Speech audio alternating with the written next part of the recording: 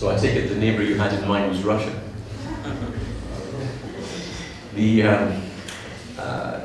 What will happen? Coalition for European. What will happen in Chicago, I don't yet know. 2012 is going to be a bit of a roller coaster year, politically. There are big issues to be decided about what will happen in Afghanistan. Will be one of the main preoccupations of NATO at the summit. Very clearly, Iran is moving up the agenda as an issue regionally and beyond the region. Nuclear proliferation is also an issue. We'll be continuing to deal with transnational terrorism. Politically, we will have elections for the presidency of Russia, of France, and the United States, possibly some changes in leadership in China at the same time. So there is going to be quite a lot of change in 2012. Exactly what will be decided, I think it's impossible to say at this point. And I think it will be subject to intense diplomatic activity much closer to the time. We had some discussions about that today at the Foreign Ministry and elsewhere. In terms of relationships with Russia, I think it is fair to say that the relationships between London and Moscow are at best businesslike and frequently quite strained. And during the recent visit of our Prime Minister and the Foreign Secretary to Moscow, they made it very clear that while they would like to enjoy a business-like relationship with the leadership in Russia, there are unresolved issues, not least the murder of one of our own citizens in our own capital city. We do not take kindly to that, nor can we simply allow what you would call a reset to forget it. We need to ensure that these issues are resolved over time. It's nice to try to offer an olive branch to ensure that we can get good cooperation, but that cannot be a blank check. And we need to be very aware of the fact that I think that in Moscow, you get the best response to two things. One is consistency, and the other is strength. And that if we show inconsistency or weakness, we're unlikely to achieve the objectives that we set ourselves politically. Hi, my name is Jessica. I'm a college student from the United States. So this is kind of an interesting environment to be in right now, but I'm really interested in hearing more about, just in thinking about the title of your talk, The Price of Freedom. And so when we talk about paying off this debt that countries like Georgia unfortunately have to be burdened with, what are the kinds of steps that countries like the UK or the United States are taking, especially in an era where social media seems to be such a big, compelling and driving force to really mobilize and activate these diverse conversations about creating a democratic, truly democratic nation state. So what are ways in which we can help pay that debt of acquiring freedom? Thank you. It's an excellent question, if I may be so bold.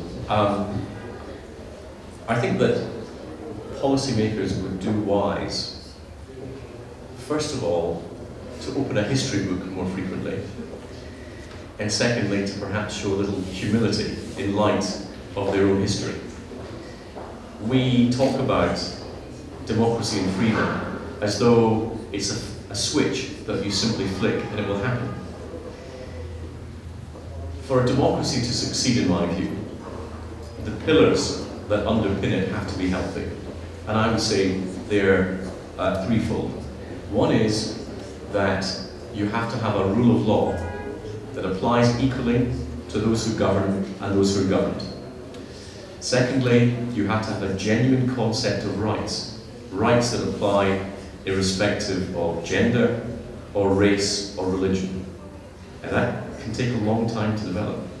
And thirdly, you've got to have the ability to exercise your economic liberty inside a free market system that is genuine, open and meritocratic. And in countries where those three pillars exist, then it's easy to graft democracy on top. But if you start from the premise that democracy is simply the exercise of putting a cross on a ballot paper, without having the underpinning structures, you can be disappointed. And I say humility, because in the case of the United Kingdom, we would perhaps do well to remember that there was 150 years between the writing of Adam Smith and giving women the vote.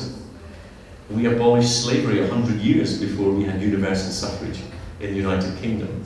Our progression towards the democracy that we take for granted today was an incremental one, and we ensured that the institutions upon which it was based were sound and strong. And I think that when we are talking about trying to support democracy and help people pay the price for freedom, we should remember that we should pay attention to the institutions in those countries that in the long term will give support to a democratic system, and not believe that it's simply the personalities involved that will be the answer to the problems. So I think that we have to perhaps think a level or two down from where we sometimes seem to have been in the past. Dr. Fox, I'm also from Scotland. I'm from Aberdeen. My question Done very well. My question to you is this: with regard to this idea of a Scottish independence, breaking away from Westminster, if this does happen, as there's meant to be a referendum in the next 5 to 10 years, how will this affect the relationship between Scotland and the rest of the United Kingdom, and also with the European Union? Thank you.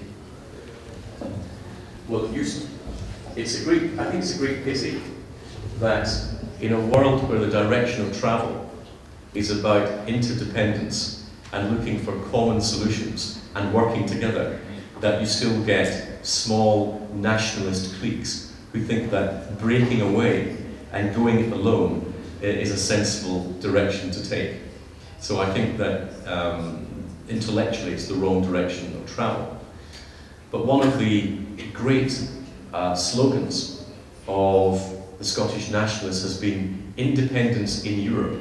In other words, why bother about the United Kingdom when you could be fully integrated into a European Union that would offer all the benefits?